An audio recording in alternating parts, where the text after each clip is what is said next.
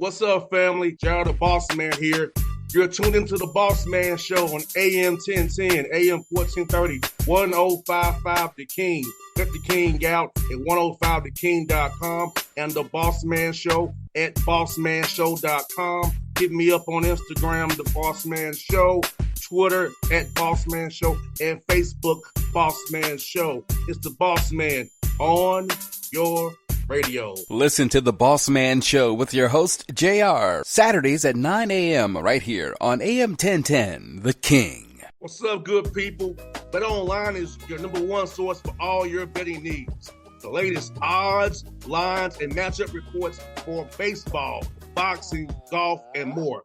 BetOnline continues to be the fastest and easiest way to place your wagers, including live betting and your favorite casino and card games available to play right from your phone. Head to the website or use your mobile device to sign up today and get in on the action. Remember to use your promo code BELIEVE, B-L-E-A-V, for your 50% welcome bonus on your first deposit. BetOnline, where the game starts. BS3 Network, changing the way you watch TV. Yes, BS3 Network, changing the way you watch TV, covering content and hot topics from A to Z, sports, music, society and culture, movie reviews, you name it, we have it. Check it out on bs3network.com or check us out on Roku, BS3 TV on Roku, as well as check out your favorite podcast on all podcast platforms or Spreaker.com/BS3 Network. You are now tuned to BS3 Network.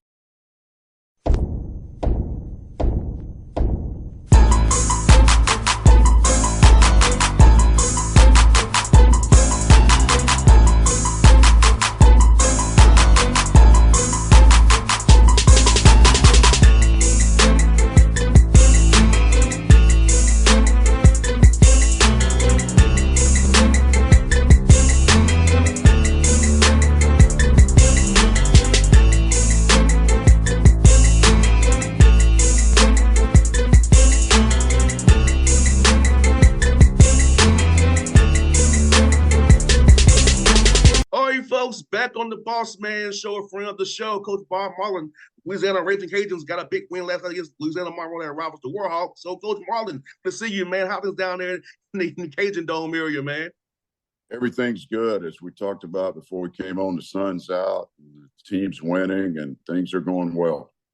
And, Coach, you got to be happy with your team last night, winning against Monroe, the Warhawks with your rivals, and They made some runs at you, and your team stood those runs and kept the lead, extended the lead as well without those runs. Talk about that towards your team last night, man, beating your rivals, man. It was a big game for us because we've been playing well, and we got to remember to keep doing the things that we've done to put us in this position. And Monroe had won 3 in a row coming in. They're our rival in conference, and they've got a tough team. Coach Richard's been there for a long time. We're actually the top 2 winningest coaches in Sunbelt history, and he is always brings a good team down here. So we knew we'd have to fight him till the end, and we were able to hold them off. The game was pretty much in check the whole night, but it did go from 19 down to 10, I think, late. Then they scored at the end to make it 8. And, Coach, what I see, like I was talking about this as well, Coach, you're back on scoring again. You got 5 guys, double figures on your roster, stats-wise. Last night, 4 of them, again, double figures, 19 apiece. And you had my man doing a good job, but 19 for you, Gobi doing a good job, Joe doing a good job for you, man. So it's about just having that balanced scoring where teams can just key in on one guy. You cause them conflict and look for guys who can score that ball on all 3 levels of the court there, Coach. We were asked this question last night in the press conference post-game, and it's nice to have a guy that can go get 30, 25 or 30 any night.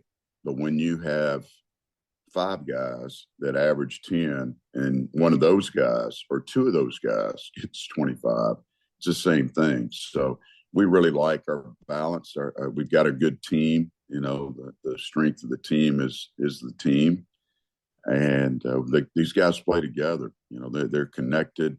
last year's group was really connected, and this group, I think, is connected even more. So we're not quite as talented as we were last year. We don't have any seniors on our roster. First time in 50 years we haven't had a senior.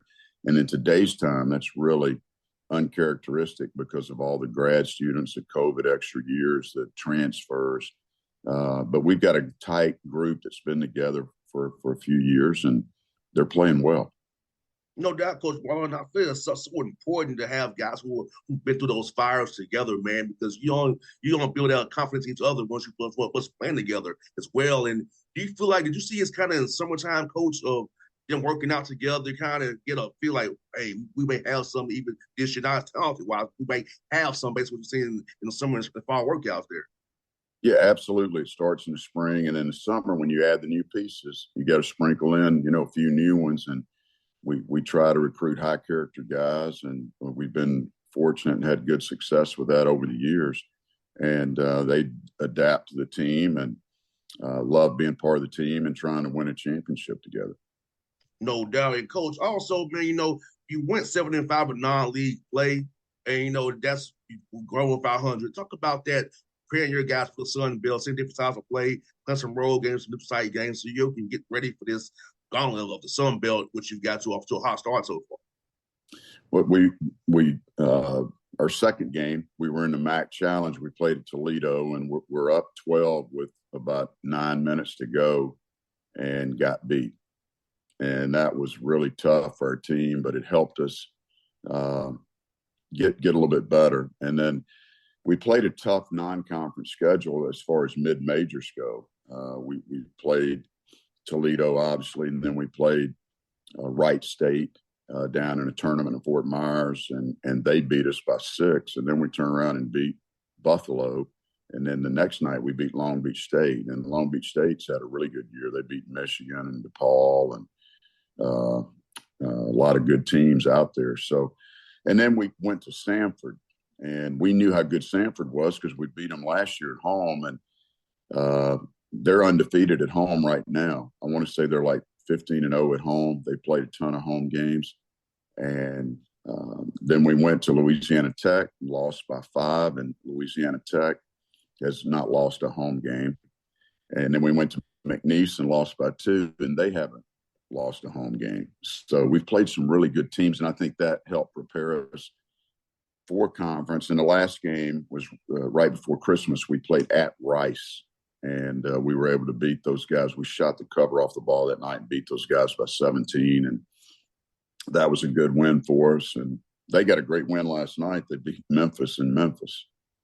Yeah, Hardaway paid the fans more and beat Penny Hardaway those on that tour, man. So, yeah, Scott doing a good job over there. Coach, you kind of missed it, man. I want to follow up on something you said, Coach. Louisiana D1 basketball is very top flight right now with what you're doing. Dante doing it, Grambling, the young man down at Nichols down there. Dave does a good job South Louisiana. Of course, Will Wade and McNeese, all those talents. So talk about how many great coaches you are in Louisiana and how the basketball D1 down there is so top notch right now. Yeah, I'll tell you one thing about Louisiana. We are having a great year this year. A lot of teams are playing good basketball, and that's good to see because when that happens, it just strengthens the whole state. From a basketball standpoint, it really helps the younger guys, in my opinion. So we're excited to continue to play well and stack it up against these other teams. And one thing our group does, we have a organization called Louisiana Association of Basketball Coaches, and every coach in the state from a college level, doesn't even have to be the Division I level, but from NAIA level, junior college, we get together in the spring for a day and have meetings, and we really push and support each other. And I think it's showing this year. 100%, Coach. You know what, Coach, as well, man, for you, when you got a non-league play, come off of Christmas break there, kind of talk to me about what kind of switch went on for your team's head to kind of figure it out and play well and kind of said gel the right way, because I know this is the most one time a year for us Sun Belt play, getting ready for that tournament down there in Pensacola, man, in March there here. Yeah, well, we opened up at Marshall in conference play this year, and I guess it was the 30th, right at the end of the year. And those guys, we had beaten them here to win 10 in a row last year in a great game, and we were neck and neck with them in a conference race, and we wound up getting a 2 seed. They got the 3 seed in the conference tournament. So they were waiting on us for sure. They were in the weeds waiting, and we just got blitzed, really. We didn't play well at all. We didn't shoot the ball, and we got beat by 14 points, and we're never really in the game. And then coming back and playing James Madison at home, who was ranked in the top 20. We're down 1 and got the ball the minute to go and don't finish it. Can't win. It broke our home winning streak, which was the second longest in the nation at the time at 19 games. But the conference games have been tough, and we've got some tough ones left, and we're excited about starting the second half. Last night was the first game of the second half. And Coach Marlin, also, man, close games you've been having. I both know you can't really practice to do this in practice, but these close games. So it's getting your guys' experience playing close games now. It's going to February and March, getting the confidence to execute, you teach them on the film what to do for us to those blackouts, finding an open man, taking the right shots, and doing the right rotations and scout discipline. About that, man, getting your team experience for these close games, come on the right side of these wins, and as we get the games become more important down the stretch here. They're extremely important. The special situations are huge in a close game. And fortunately, last year and this year, we haven't had many close games where it's come down the last possession. The McNeese game did this year, but we've not had that very often. So I like being prepared every day in practice. We work on those things. We work on free throw blockouts, as you said, pressure free throw blockouts almost daily. And when we're ready, when we need it, I think we'll be ready. But so far we haven't needed it. We've won several games by double figures. And Coach, while I talk about Kobe, man, I know he's one of your top flight scorers, man, and talk about what he's meant to your program on and off the floor and his leadership skills for his teammates. He's done a great job for us. He's been with us a long time. He's overcome several knee injuries, and he's playing at a high level. He was all conference 2 years ago, and people forget about that. And then got hurt, missed part of the last year. He came in conference play, came off the bench for us. And then when we got to the NCAA tournament, played Tennessee, he jumped up and scored 15 points off the bench in about a 3-minute span, which really helped us stay in that basketball game. So I can't say enough about Kobe. He's a leader. He works hard. He's a great young man. Got a degree in business, working on his MBA, and he's having fun because he's sat on the sidelines for a long time, and now he's out there playing and having good success and really shooting the ball at a high level. And Coach, your team's doing a good job of shooting as well. 37% from threes, and we'll just make a defense have to decide whether we're going to close out hard or short. So give you open that dribble drive for you as well. So talk about getting those young men shooting the ball, shooting it well from threes, so you call it defense conflicts. So they have to decide what they're going to do with all your scorers out there. Well, we work on three-point shooting every day, obviously, and as well as free throws, and we've done a good job with both of those to date. But I think it's important that the guys spray it around and make the extra pass, and I think, again, being connected, this team's super connected. I think that makes it easier to give one up, a good one for a great one. And last year we were really good shooting a three-point shot, and we played through the post for the most time. We throw it inside of Jordan Brown, and then people would collapse it, double or even triple team, and then we kick it out. And I think in the middle of February last year, we were number 2 in the country in three-point field goal percentage. And we didn't take a ton, but when we took them, we made them. And this year it's a little different. We're playing through the post and Hosanna a little bit, but we're also spraying it around more on the perimeter. 100%, Coach. And also on the glass, man, is Joe Charles on the glass for you, Coach. You know, and I both know this as well, Coach.